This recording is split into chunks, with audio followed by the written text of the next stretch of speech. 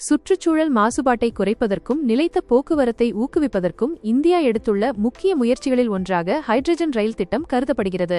ஹரியானா மாநிலத்தின் ஜிந்த் மற்றும் சோனிபட் இடையிலான 90 கிலோமீட்டர் பாதையில் முதல் ஹைட்ரஜன் ரயில் இயக்கப்பட உள்ளது. இந்த அதிநவீன ரயில் சென்னை இண்டிகல் கோச் ஃபேக்டரி ICF-இல் தயாரிக்கப்பட்டுள்ளது.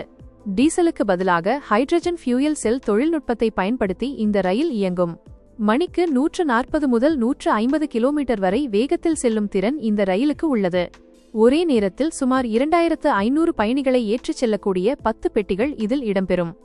ரயிலுக்கு தேவையான எரிபொருளை வழங்குவதற்காக ஜிந்த் பகுதியில் நாட்டிலேயே மிகப்பெரிய ஹைட்ரஜன் உற்பத்தி நிலையம் அமைக்கப்பட்டுள்ளது.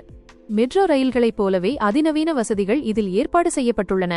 டீசல் இயந்திர ரயில்களுடன் ஒப்பிடுகையில் ஒலி மாசுபாடு மிக குறைவாக இருப்பதும் இதன் முக்கிய சிறப்பம்சமாகும். அனைத்து பாதுகாப்பு சோதனைகளும் முடிவடைந்ததும் ஜனவரி மாத இறுதிக்குள் பொதுமக்கள் இந்த ஹைட்ரஜன் ரயிலில் பயணம் செய்ய முடியும் என எதிர்பார்க்கப்படுகிறது. இதன் மூலம் ஜெர்மனி, சீனா போன்ற நாடுகளுக்கு பிறகு ஹைட்ரஜன் ரயில் தொழில்நுட்பத்தை பெற்றுக்கொள்ளும் குறைந்த எண்ணிக்கையிலான நாடுகளின் பட்டியலில் இந்தியாவும் இடம்பிடிக்கும்.